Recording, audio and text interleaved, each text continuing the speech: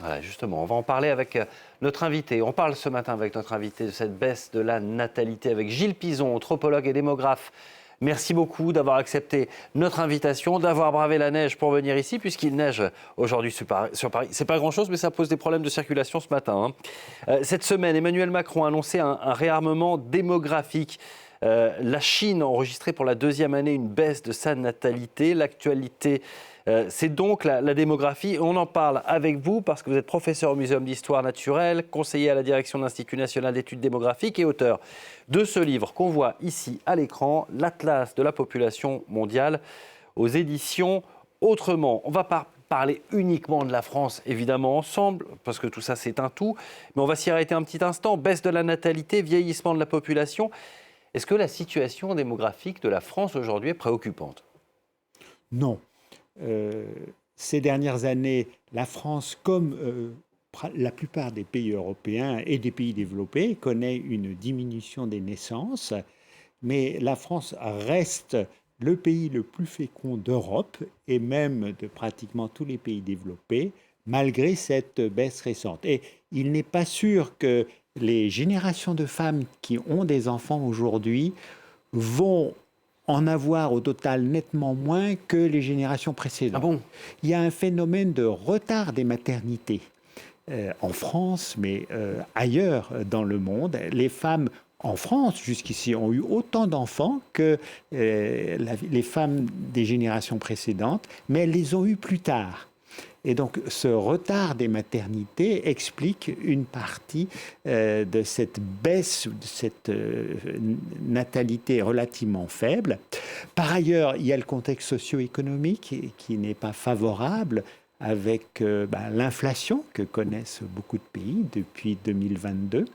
À voir si, au cas où une partie des couples qui souhaitent avoir des enfants auraient reporté leur projet à plus tard, en raison de l'incertitude économique, une fois que l'inflation aura baissé, aurait retrouvé des niveaux normaux, est-ce qu'une partie de ces naissances ou la totalité de ces naissances reportées vont avoir lieu, auquel cas il y aurait une augmentation des naissances.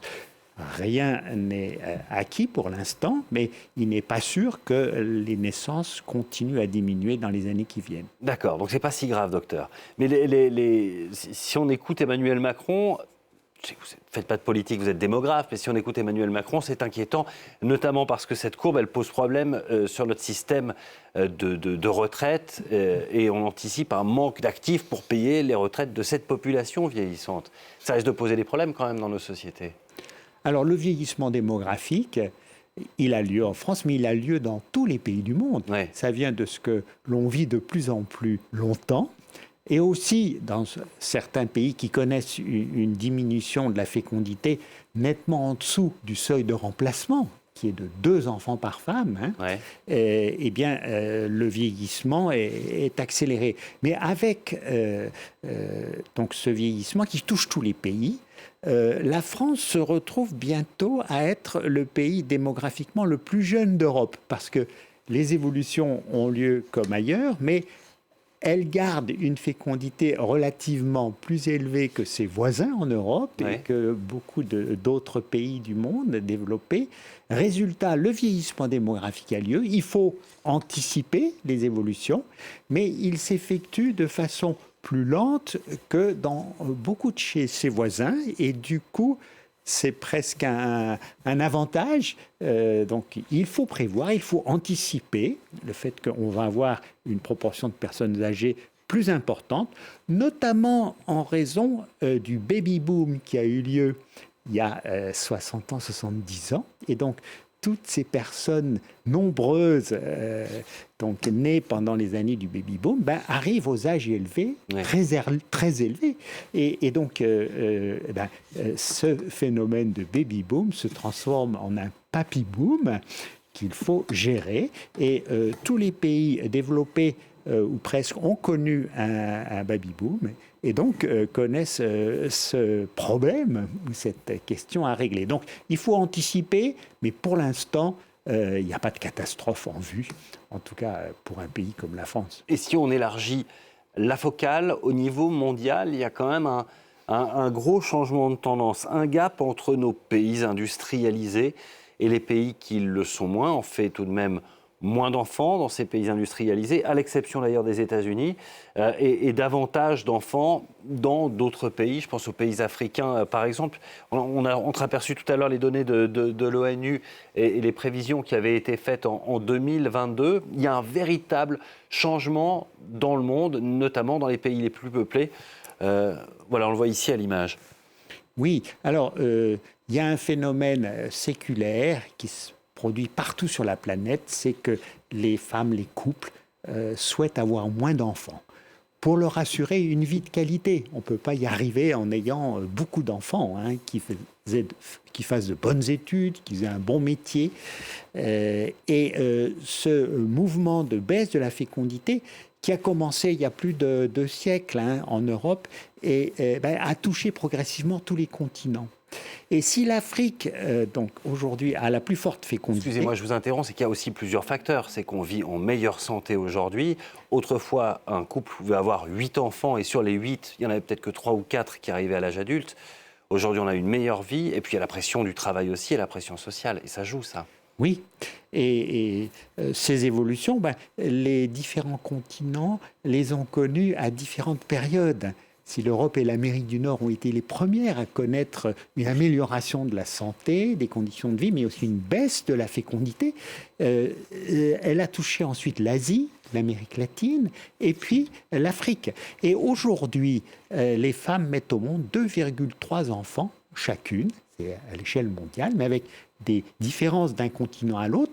L'Afrique est le continent où les femmes ont encore le plus d'enfants, un peu plus de 4 chacune en moyenne, mais c'était 6 il y a 40 ans. Donc elles ont tendance à avoir de moins en moins d'enfants. En Asie, la moyenne est de 1,9 enfants par femme. En Amérique latine, 1,8.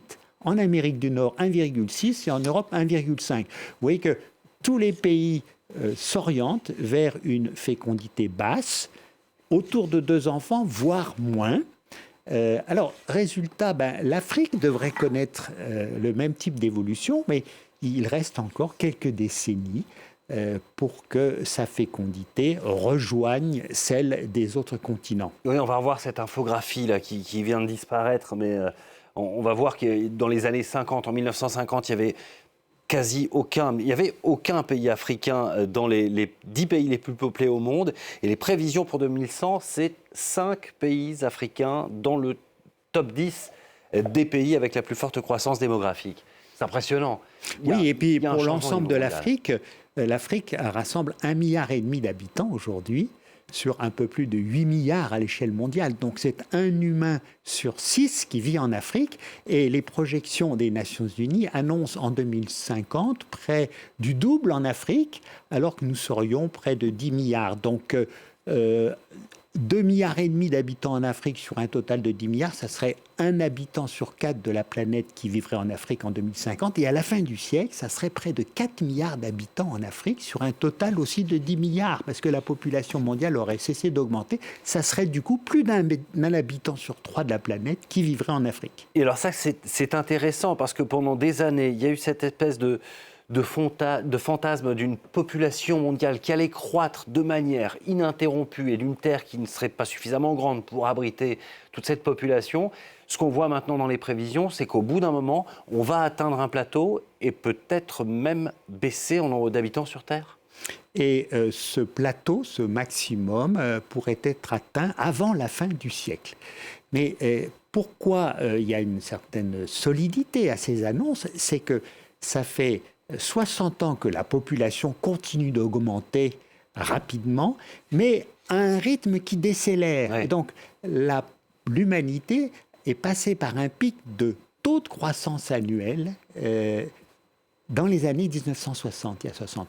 Et depuis 60 ans, elle a continué d'augmenter, mais à un rythme qui a diminué. Donc, il y a une décélération de la croissance démographique qui nous laisse penser qu'on devrait être peut-être autour de 10 milliards en plus par rapport aux 8 milliards d'aujourd'hui, donc peut-être autour de 10 milliards, mais on ne sera pas des dizaines, des centaines de milliards d'humains. Et on est assez proche, alors avant la fin du siècle, d'un maximum de population. Et comme vous l'avez dit, peut-être la population pourrait même se mettre à diminuer légèrement avant la fin du siècle. Et puis il y a un changement sur l'espérance de vie également. Hein. Cette croissance qui semblait ininterrompue, elle a une limite. Oui, et c'est une bonne nouvelle. Partout sur la planète, la mortalité recule et l'espérance de vie augmente, notamment la mortalité chez les enfants, qui a beaucoup contribué à la hausse de l'espérance de vie. Alors même si elle reste plus élevée qu'ailleurs en Afrique, elle a beaucoup baissé grâce aux vaccinations, grâce à l'amélioration des conditions de vie. Et donc, il faut espérer que cette évolution favorable se poursuive. Ça demande des efforts, des moyens. Tous les enfants ne sont pas tous vaccinés, notamment en Afrique. Donc, il faut redoubler d'efforts. Mais il n'y a pas de raison. L'Afrique devrait connaître, comme ailleurs, une mortalité infantile réduite, faible. Et donc, il faut continuer les efforts. Et pour ce qui est de la famille, on voit les évolutions en cours vers une famille de petite taille, comme partout ailleurs. Alors, ça va mettre encore plusieurs décennies, mais l'Afrique, parce que l'Afrique a commencé cette évolution plus tard que dans les autres pays, et il n'y a pas d'exception africaine, mais probablement qu'elle va connaître également une situation de fécondité faible d'ici, alors peut-être la fin du siècle ou au siècle prochain. Et est-ce qu'on a une idée de l'impact de ces évolutions de la population sur l'économie, l'environnement ou encore les mouvements de population dans le monde ?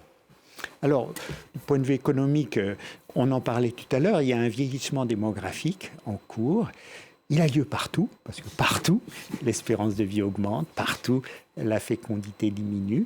Et ce que l'on ne sait pas trop, c'est que dans la plupart des pays du Sud, en gros, dans la majorité de l'humanité, 7 milliards sur les 8 milliards que nous sommes sur la planète, le vieillissement démographique en cours est beaucoup plus rapide que ce qu'ont connu les pays aujourd'hui développés.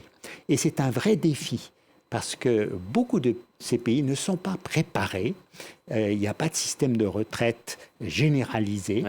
Les gens ont peu cotisé ou pas du tout. Donc les actifs d'aujourd'hui, quand ils seront vieux, ils ne toucheront pas de retraite ou des très petites retraites. Donc il y a un défi pour ce siècle, c'est de bâtir des systèmes de retraite si on veut éviter que les adultes d'aujourd'hui qui font l'activité économique d'aujourd'hui ne finissent leur vie dans la misère quand ils seront vieux, parce qu'il n'y aura pas de système de retraite. Et la solidarité familiale qui jusqu'ici assurait des conditions de vie pour les personnes âgées, c'était la famille qui les prenait en charge. Les jeunes qui travaillaient pour les vieux. Eh bien, maintenant, les jeunes n'ont pas prévu de prendre en charge leurs parents quand ils seront vieux. Ils disent, mais c'est à la collectivité de les prendre en charge, comme ça se fait dans les pays développés. Donc, il y a urgence à bâtir des systèmes de solidarité entre générations, des systèmes de retraite, pour beaucoup de pays qui n'en ont pas ou très peu développés. Merci. Merci beaucoup, Gilles Pizon, d'avoir accepté notre invitation ce matin. Je rappelle votre dernier ouvrage, cet atlas de la population mondiale aux éditions Autrement. On la voit mieux ici sur l'écran. Merci beaucoup d'avoir été notre invité ce matin. Et merci à vous d'avoir choisi France 24. 4 minutes, c'est ce qui nous sépare du prochain journal. À tout de suite.